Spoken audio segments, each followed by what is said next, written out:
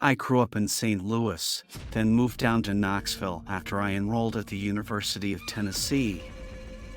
During this summer between my freshman and sophomore years, I signed up for a seasonal volunteer ranger program at the nearby Great Smoky Mountains National Park. Although my career aspirations involve sitting behind a desk, I'd always thought it would be cool to be a park ranger. Maybe it's the masculine ideal of working outdoors, rescuing wounded animals, and becoming one with nature along the way. So when I heard I could basically play the part of one for a month while wearing my very own campaign hat, my interest was piqued. I got in touch with the right people, arranged the dates, then spent 7 long months looking forward to it. But when I got there, I found my work to be anything but exhilarating. In essence, the seasonal volunteer program was little more than a way of securing vacation time for the grossly understaffed ranger teams. What's more, we were never trusted to do anything that required any real experience or expertise. This meant that around 60% of the time, myself and the other 2 volunteers were staffing the park's visitor center. The other 40% of the time, we were only trusted to do things like basic administrative tasks or boundary maintenance. I don't know what I was expecting. National parks have to keep their books in order just like the rest of us, but I most definitely preferred boundary maintenance over anything that involved being cooped up indoors. Boundary maintenance was a very fancy name the Forest Service gave to fence checking.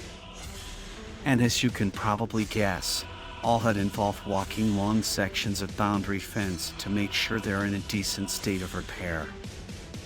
Walking those boundary fences was probably the closest I got to living my ideal ranger lifestyle, but it was also on one of those hikes that I came across someone I still think about often, even after all these years later. I was out near a place called Cosby Creek, which is on the eastern boundary of the park. This area is of particular importance during the boundary checks, as there's an old graveyard named Tritt Cemetery out that way. So, we obviously don't want the wildlife digging up old bones or otherwise desecrating the place. I made sure all the fences on the cemetery were intact and then continued eastward along the fence line for maybe 10 to 15 minutes when suddenly I saw someone moving through the trees up ahead of me. The second I laid my eyes on them, I had this moment of bizarre doubt where I thought there was no possible way that what I was seeing was real. I'm not a doctor, or so I couldn't tell you how much blood a person can lose and still be functioning. But my God, the girl who softly sobbed as she walked barefoot through the trees must have been running on fumes. She was completely without clothes and with big patches of her skin missing, revealing all this clotted blood and dried gore underneath. Almost every part of her, from her hair down to her toes, was covered in blood, and I was stunned that she was even on her feet. I immediately rushed into action, rushing over to her as she collapsed into the dirt. I took off my shirt, used it to cover her up as best I could, then picked her up and carried her back to my truck. I guess it was a stroke of good fortune that I found her so close to where I parked. But I was still fit to collapse by the time we got there.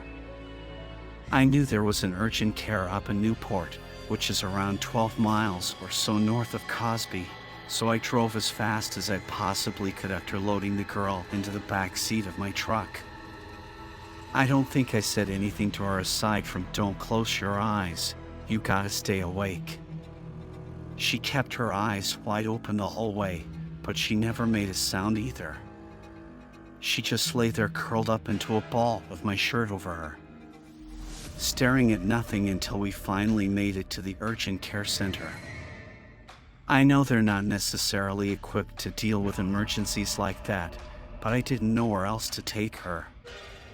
So, after administering some initial treatment, I was told the girl would be taken over to Sevierville, where there was a general hospital equipped with a dedicated emergency room. And that's where my role in the whole thing ended. I asked if I could be of any more help, but was told that the best thing I could do was go back and tell the chief ranger what had happened.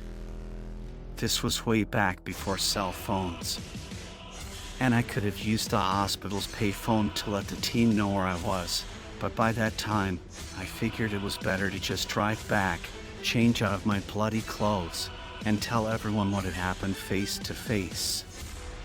When I walked into Ranger HQ, and the chief and my coworkers saw the blood on my clothes, they knew something terrible had happened.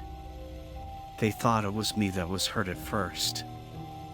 And I had to tell them something I've only heard said in movies before: it's not my blood. I told them, and then I launched into the explanation of where I'd been and what had happened. The chief took notes the whole time. Seeing as we had full jurisdiction, the only other group that could legally push us out of the way would be the FBI or something. Unless we called in their help or they stepped in without us asking. It would be up to us to investigate what had happened to the girl, and that's where things got really weird.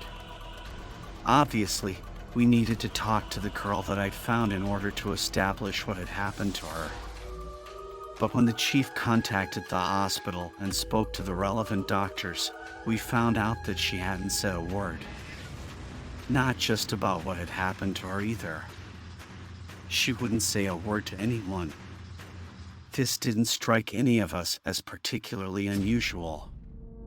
The poor girl had no doubt gone through an extremely traumatic event, meaning she most likely wouldn't want to talk about it until she'd sufficiently calmed down. The doctors told us to check back the next day, but also that they'd be in touch if there were any changes. So that's what we did. We waited until the early afternoon of the following day, then called the hospital again to see if the girl had started talking. She hadn't. She wouldn't talk to doctors, wouldn't talk to nurses. And we sure as hell could try, but the doctors didn't think that she'd talk to us either. The chief handled all the calls, but seeing as I was the one who found her, he asked me to join him on the ride to the hospital in hopes that seeing me again might push her to talk. I got the word on my radio, and when I did, I stopped what I was doing, resource management. So it wasn't all that urgent, and then drove back to HQ to join the chief at his truck. We talked about how the investigation might unfold on the drive over to the hospital, completely unaware of the fact that there wasn't going to be any kind of investigation at all. When we got to the hospital and went looking for our nameless victim, we found the nursing staff in a minor panic. It took us a while to work out what was going on, but when we did, shock doesn't even begin to cover it. The hospital had lost our victim. A review of their security camera showed a man dressed in hospital scrubs pushing a wheelchair through the hospital's main entrance just after 1:15 p.m. He wore some kind of ID clipped to his chest, somehow talked his way past reception, and then headed straight for the room where our victim was kept. There, he loaded her up onto the wheelchair, and then simply pushed her out of the hospital without any attempt to stop him whatsoever. Obviously, it was a huge breach of the hospital's standard of practice. But without any idea who our victim or our apparent abductor was, we had almost no means of recourse, except one. Seeing as we had a potential abduction on our hands, we actually did call on the help of the FBI. Obviously, our main concern was that whoever had taken the girl out of the hospital was the same person, or at least part of the same group of people that had put her in the hospital in the first place. We didn't have the resources to go chasing after the guy, but the FBI did. So after we officially transferred the investigation over to them, it was pretty much out of our hands. We hoped that meant the investigation might actually progress. But about a month later, when our chief checked back with the FBI contact, we learned that the case just wasn't a priority for them. We had expected to be contacted regarding the formation of a joint task force, which is standard practice whenever the FBI coordinates with local law enforcement. But after a review of the evidence, some desk jockey somewhere had decided the case wasn't worth pursuing. They weren't keen on allocating resources to a case where potentially the only charges would be impersonating a healthcare professional. I'm not a lawyer, so I couldn't tell you the kinds of punishments a crime like that might get you. But I know it wouldn't be nearly as much as assault or kidnapping, neither of which had any real evidence for. If the girl had talked, if she said anything that was pertinent to the case, we might have something to work with. But we didn't. All we have are theories and assumptions, none of which were comparable to hard evidence. And so, that's where the story ended. If the girl came forward to make a criminal complaint, then our case was back on. But until then, or until our mysterious fake nurse committed another crime someplace, then we were all out of options, and it was better to just let it go. I'm not saying I was okay with that. If it were up to me, I'd have chased the case to the ends of the earth to find out what the hell happened to that poor girl. But it wasn't up to me. I wasn't even a real ranger at the time. And when my time was up, I went back to summer vacation. Then back to my studies come fall time. But that doesn't mean I forgot. I've never forgotten what that girl looked like or how it felt to see her limping through the trees, hearing that awful exhausted sobbing sound that she was making. And when I felt like the time was right, I decided to share the story with my daughter. I know that might seem strange to you and your listeners, telling my teenage daughter something so frightening and strange. But I feel like there's a lesson in there that I needed to teach her.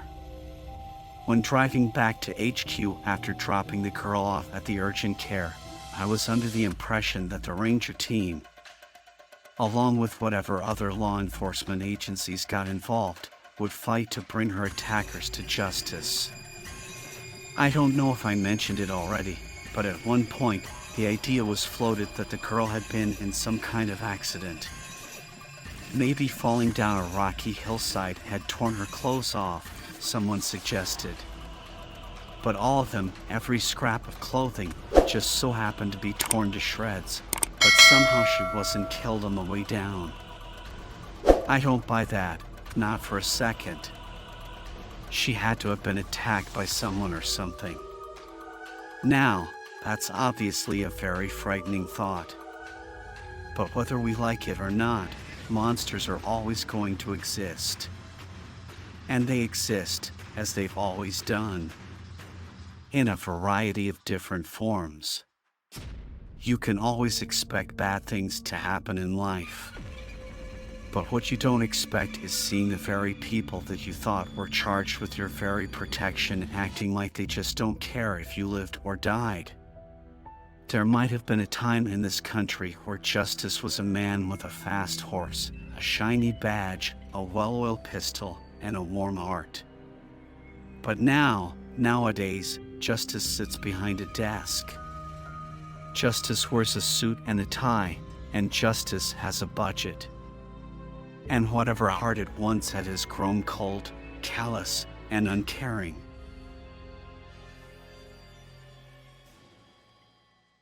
I'm an icon, man. And my girl about a 10. I should fuck her in